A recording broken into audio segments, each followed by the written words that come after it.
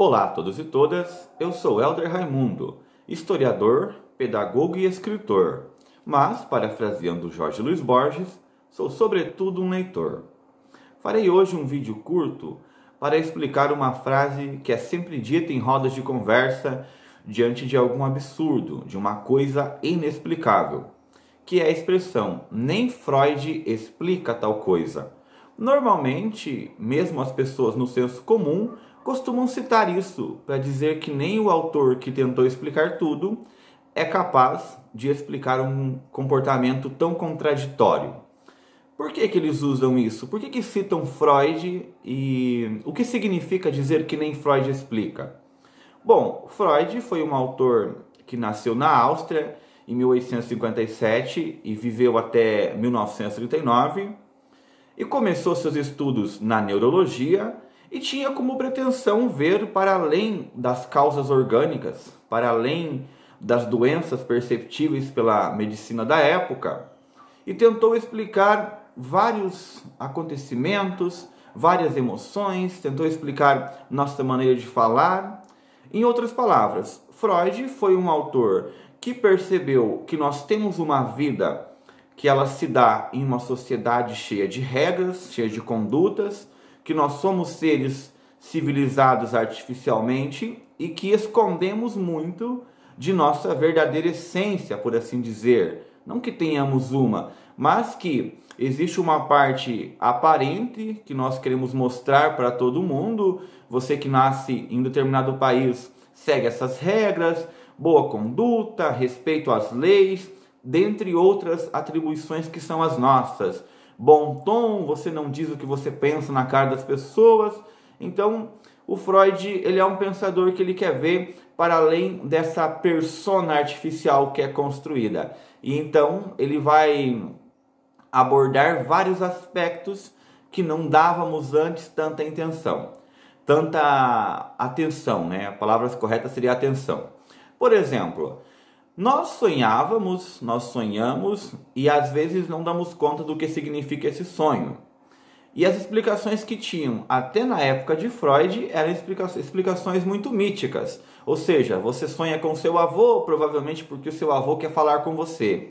O Freud, ele começa a fazer da interpretação do sonho uma ciência, procura meios de entender o que os sonhos significam, para ver se são desejos reprimidos na vigília e que são manifestos enquanto você está dormindo.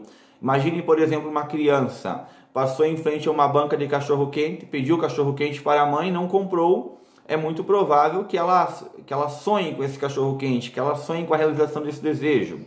Vale para um adulto que olhou uma pessoa aprazível, por quem ele sente atração, e posteriormente pode sonhar com esses fatos. E os sonhos também, eles têm camadas mais profundas, que eu não vou entrar aqui propriamente dito, eu já fiz isso em vídeos no canal, inclusive. Mas os sonhos podem ser realizações de desejos que nós não reconhecemos. Fazemos trocas, deslocamento, ou seja, o Freud usou um meio para explicar, uma técnica para explicar o que são os sonhos e quais são os seus significados. Isso está descrito no livro de 1899, chamado Interpretação dos Sonhos. O meu ato de mexer com a mão, mexer nos óculos, vários tiques, mexer no botão da camisa, coisas que você faz involuntariamente, todos aqueles movimentos de mão, movimento de olho, o Freud escreveu uma obra chamada Sobre a Psicopatologia da Vida Cotidiana, que nos permite interpretar alguns atos falhos, né? Por que você age dessa maneira? Você está reprimindo? Por que você conversa com alguém com a mão à frente? Você está tentando se esconder? Por que a sua postura é desse jeito? Ou seja, o Freud explicou em um dos seus livros e em várias conferências que escreveu o que os sonhos significam por meio de uma análise muito complexa, que não cabe no vídeo para eu fazer, posso fazer se surgir alguma demanda, e explicou também que nós temos os chamados atos falhos, que está dentro da psicopatologia da vida cotidiana. Ou seja, você marca um encontro com alguém. Olha, eu vou te ver às 6 horas. Você esquece esse encontro. Provavelmente uma parte interna sua não queria participar daquele encontro, você só marcou porque você era obrigado a marcar, mas lá no seu íntimo você não queria ir. Essas psicopatologias representam a nossa vontade verdadeira em detrimento das obrigações sociais que temos. Por isso que uma criança, que às vezes a mãe fala, olha, eu vou sairei na rua agora, irei ao trabalho, quando eu voltar eu quero a louça limpa. E a criança esqueceu de lavar essa louça. Por quê? Porque lá no fundo ela não queria fazer isso.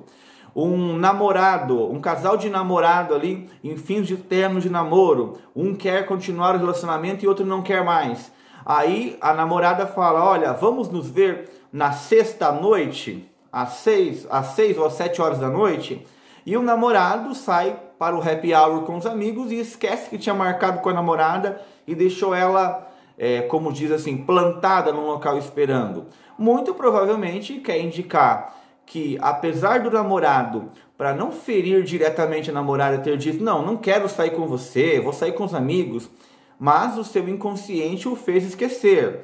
Trocar nome de palavras, dizer uma coisa quando se diz outra. O Freud dá um exemplo. Uma pessoa que está diante de um legislativo ali na Alemanha, presidindo uma situação em que havia tensão entre ambos os lados, e ao invés de dizer está aberta a sessão, ele diz está encerrada a sessão. Por que ele usou encerrada? Porque ele sabia que ele iria ter que mediar dois grupos de contendores que iriam discutir entre si, e ele preferia não fazer aquele trabalho. Então, ao invés de ele dizer que está aberta a sessão, ele diria que está encerrado. E um outro exemplo em que Freud explica as coisas são os chamados xistes, né? Ou seja, essas brincadeiras de duplo sentido. Você está convivendo com alguém, essa pessoa nutre uma amizade ou um coleguismo artificial. Vamos pensar, você trabalha com uma pessoa, não tem como você manter animosidade o tempo todo. Então você fala, oi linda, oi lindo, oi não sei o quê. E você é muito falso conversando com esse tipo de pessoa. De quando em quando, no meio dessa falsidade, oi minha querida, como que tá você hoje? Ai, que bom que você tá aqui. E lá no íntimo você não gosta da pessoa. Então, de quando em quando, você faz uma brincadeira sem graça, em que você revela o que você pensa dessa pessoa. Faz uma piada de duplo sentido, e o Freud interpreta essa brincadeira. Olha, ela fala que me ama, que eu sou lindo, que eu sou isso, aquilo, só que por trás da brincadeira há um fundo de maldade, há alguma coisa que ela quer dizer verdadeiramente.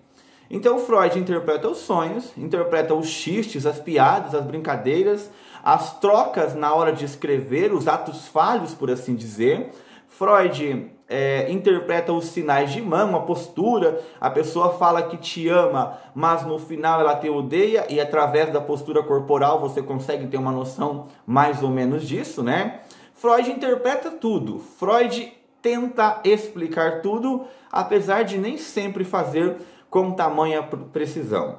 É por isso que as pessoas dizem, nem Freud explica tal coisa. Ou seja, nem se eu usar toda a teoria freudiana, a pessoa está dizendo de modo implícito, nem se eu usar toda a teoria freudiana, eu serei capaz de explicar alguém com um comportamento tão contraditório quanto esse comportamento.